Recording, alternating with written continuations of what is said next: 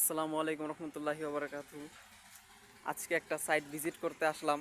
তো এই সাইটের কাজগুলো অন্য এক মিস্ত্রি করেছিল, তো আপনাদেরকে দেখাতে চাই যে কি কি সমস্যা।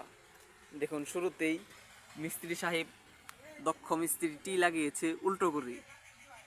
এইটা বুঝতে পারলাম না যে এরকম মিস্ত্রি কাজগুলো পায় কিভাবে।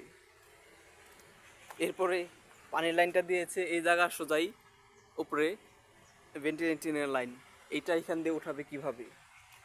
এই গেল এক সমস্যা। এবং প্রত্যেকটা টি, সবগুলো টি এরকম উল্টো করে লাগানো হয়েছে। এই যে প্রত্যেকটা টি উল্টো করে লাগানো। তার মধ্যে এই যে কিচেনে পানি ঢোকার লাইন করেছে উল্টো করে। এইগুলো কিভাবে সম্ভব অভিজ্ঞ মিস্ত্রি দ্বারা। এরপর আসলাম ভিতরে, এই প্যাসিংয়ের লাইনটা করেছে, যেটা ওয়াল থেকে মোটামুটি 3.5 ইঞ্চি দূরত্বে আছে। এটা এখন স্টান কি বেজে যাবে না এটা। এরপর আসুন কিচেনে। কিচেনে দেখুন, এই মিক্সারের লাইন করেছে, এটা কিভাবে করেছে বুঝতেছি না।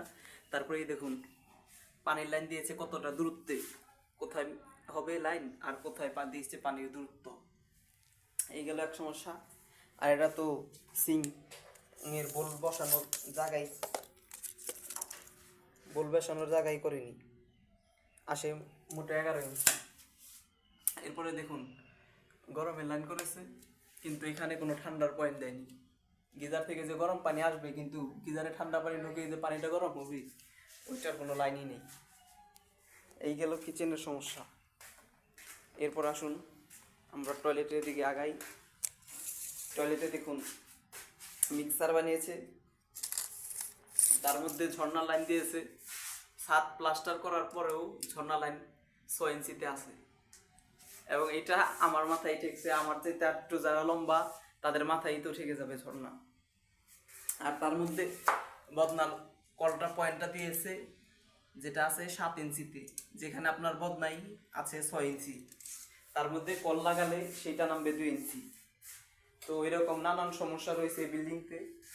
তো দেখুন এখন কেমন অভিজ্ঞ মিস্ত্রি দ্বারা কাজ, এই আসলে কম রেটের কাজগুলো এরকমই হয়, কি বলবো আর।